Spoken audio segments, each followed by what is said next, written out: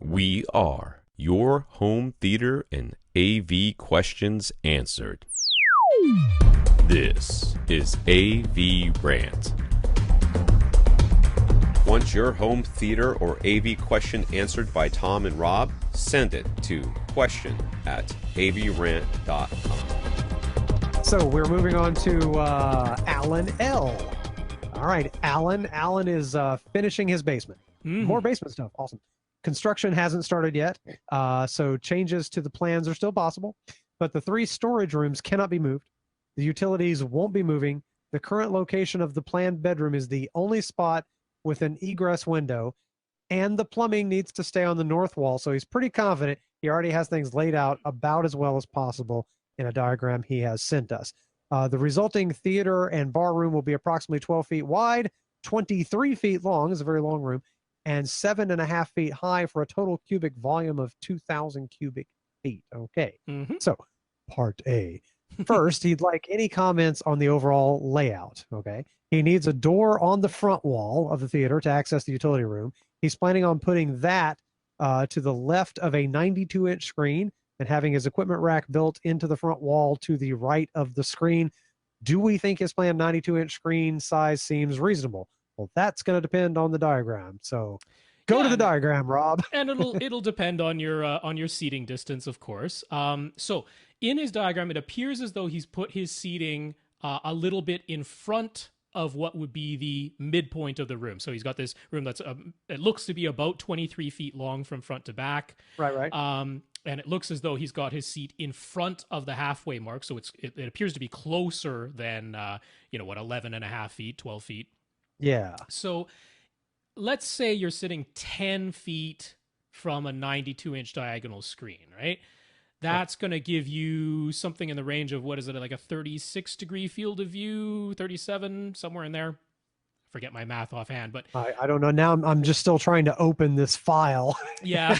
Hey, I got it. Okay, now it's sideways. So like a 92-inch screen, you could be as close as 8 feet to that. That would give you about a 45-degree field of view. 9 feet tends to work really nicely. It gives you right around a 40-degree field of view. All of that seems kind of doable.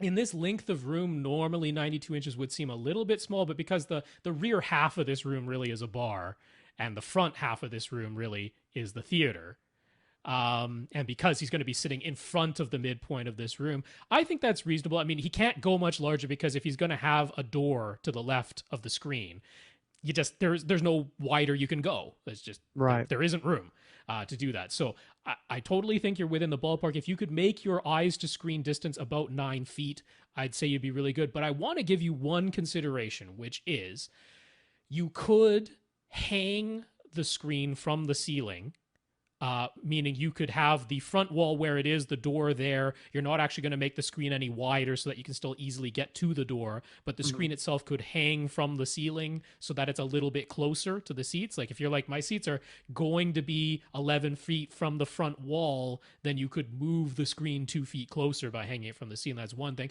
Or you could just go with an electric roll down screen, which would actually allow you to have a larger screen that goes in front of the door, but anytime you need to open the door to get to the utilities, just roll up the screen. Now, the diagram doesn't seem to show, are we talking about the little door into the utilities is sort of behind the front left speaker.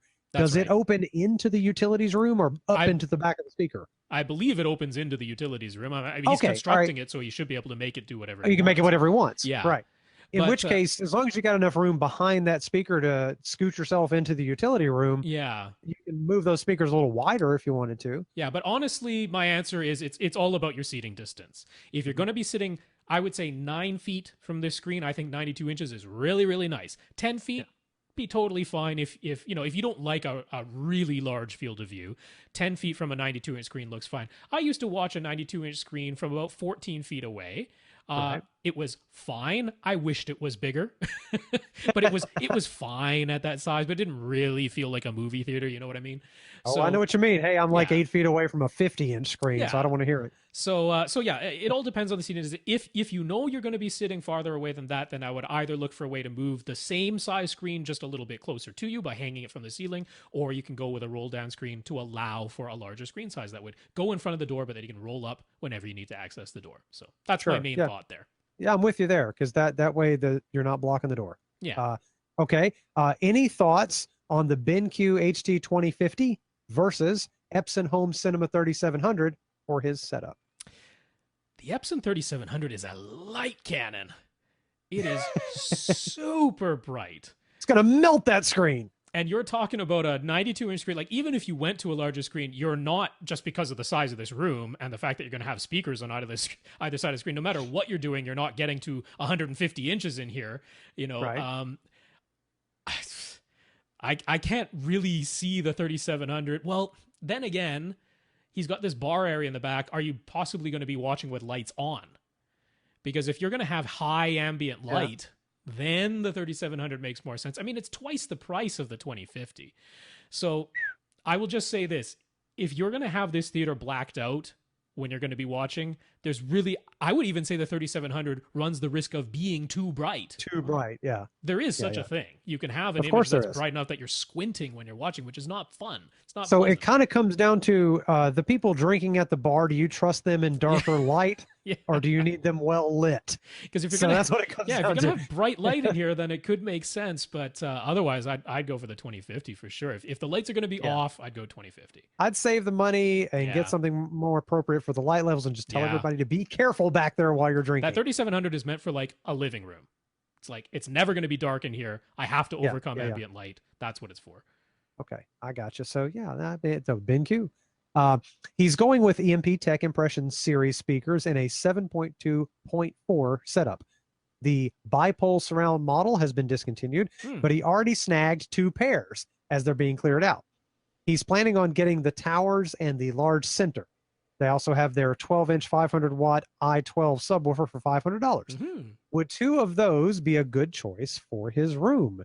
Should he opt for the SVS PB1000 instead? Is there some other model of subwoofer he should get? What should I stick in there?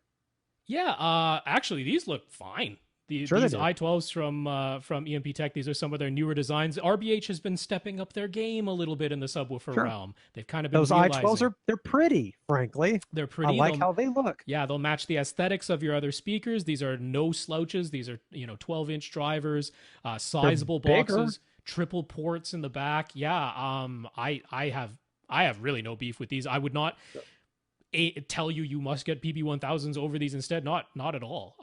If you like the looks of these better, then I think these are a fantastic choice. I will say, if you want something that can, I mean, you got 2,000 cubic feet. I'm not worried about output levels too much. That is a quote unquote small room. It's the larger end of a small room, but it's a quote unquote a small room. And you've got doors everywhere, so you're not trying to pressurize your whole basement or anything. So those would be a fine choice. I will mention Outlaw, their Ultra-X12 subwoofers. If you want to step up a little bit, those are $1,200 for duals of those. Those can play louder and lower than either this EMP Tek sub or the SVS PB1000. That would be kind of the next step up for not tremendously more money. Now the Outlaws are down firing. Yeah, they are.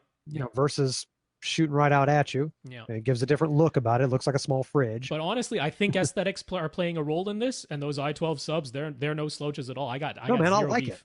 Zero beef. I like it a lot, actually. Yeah, they look cool.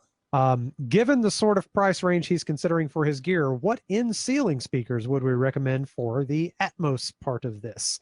And here comes a Monoprice link. Yeah, I'm going to point you right to Monoprice, right to those. We talked about this last time. We did last week. The 6.5-inch Caliber series. I like them because they have backer boxes available, and definitely these are not breaking your budget. Getting 2 pairs of these and 2 pairs of the backer boxes, you're talking $150 for all 4. Yeah. So it's basically car stereo speakers. Every time I see these, I'm like, it looks like a car stereo speaker that would go in some cute little sports car. Yeah. Because they have that kind of yellow color on the driver. That's right. Yeah. But yeah, I mean, for Atmos, and you're not, spending crazy amounts of money on other speakers, and EMP Tek doesn't offer in-ceiling versions of their own. These Monoprice ones, I think, will absolutely serve the purpose for Atmos, no question. And they get good reviews, right? Oh, yeah, really good reviews. All right, there you go. Monoprice, good for a lot of things. Yeah. When wiring the 4 ceiling speakers, how should he wire them? Could he wire each side in series and get away with a 9.2 channel receiver instead of an 11.2 channel receiver for 7.2.4 Atmos? I would say no, because that's a whole different impedance you get. Well, I mean, I'm not worried about the impedance, but it wouldn't be 7.2.4 Atmos. It would be 7.2.2 Atmos. You would only call them top middle speakers, and they would be getting the same thing. I can't come up with a really good argument for doing this. No, I don't know why that would be useful at all. No, I'd say everyone discrete, everything in parallel, go to different outputs. I mean, because also, if he's concerned about, like, he doesn't want to have to buy a separate amp to get those 2 more channels, right? That's not terribly expensive. No, $100. That's going to be coming up. So I mean, the way to wire for in-ceiling speakers for Atmos is you run a speaker wire to each speaker. That's right. One speaker wire to each speaker, and it goes back to your AV receiver, and you power all 4 separately. I think some sort of overthinking situation happened there. I don't know. I think he was just seeing if he could shave cost anywhere. I guess. But all you're going to end up with then is 7.2.2. You're going to have 2 speakers playing each of those 0.2 Atmos channels, but kind of a weird 0.2.2 because the sound is coming from multiple places, but it's the same sound. Yeah, no. So I'd stick to 7.2.4, get a AV receiver that can do 11 channels, and you're just going to wire each speaker individually like any other speaker. So there you go. Yeah. Don't do anything weird. Which receiver would we recommend? Yes, so there are many that could do that. The obvious value choice right now, if you're talking the most recent receiver models, is going to be the Marantz SR6011. All right, it's got 9 amps built in, but it can expand to 11 by adding an extra amplifier. No matter what we do here, I'm going to suggest over at Parts Express, they have the Dayton Audio APA100. It's under $100. It is completely reasonable for a 2-channel amplifier for expanding to those 11. If you would like to, because he's talking about having these EMP Tek tower and front, the large center speaker. Those suckers can absorb some power if you want them to. Yeah. Now, you're going to be sitting pretty close, so they're really not going to need it. But if you wanted to, Emotiva has their Bass X series, their A-500 amplifier, which is a 5-channel amplifier. So that's $400. What is it, $400? Is that right? Something like that. The Dayton? No, the Emotiva. Emotiva, where am I? Yeah. But anyway, that's about I lost my place. About the least expensive out of the 5-channel amplifiers. But that would be a way, you could power your front 3 off of that, and then whatever the expansion 2 channels off of a 5-channel amplifier.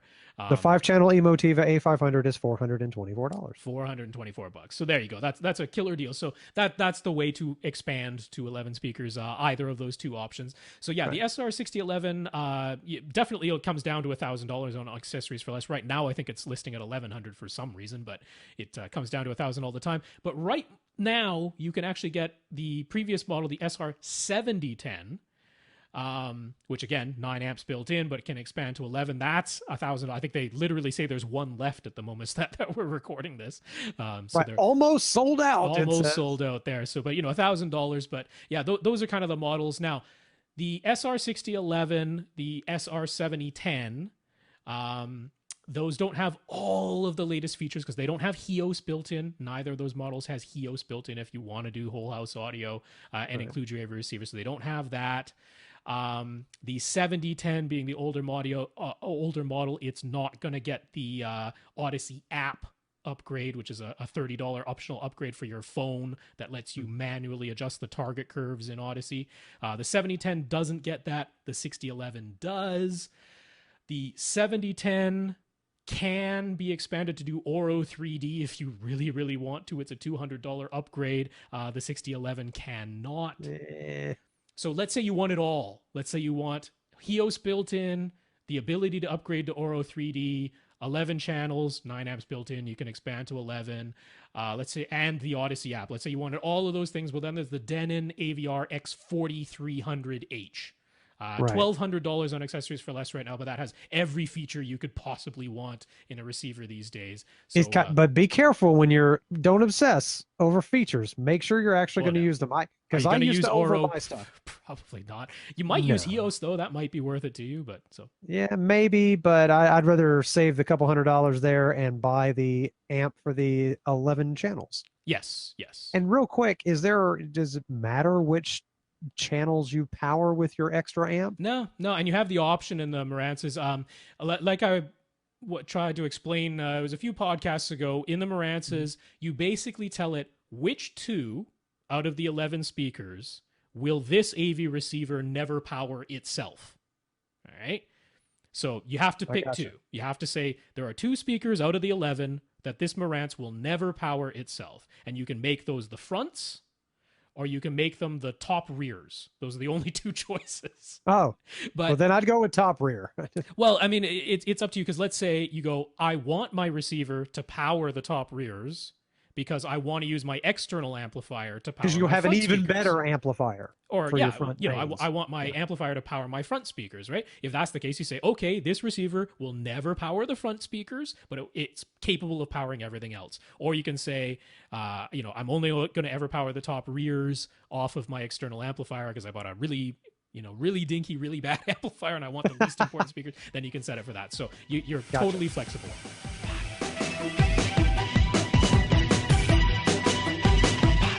Want your question answered? Send it to question@avrant.com.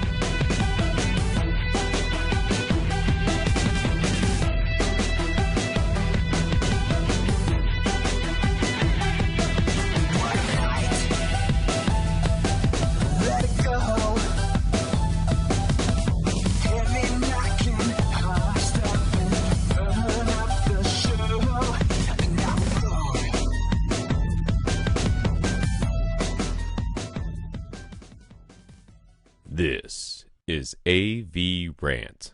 Now go out and listen to something.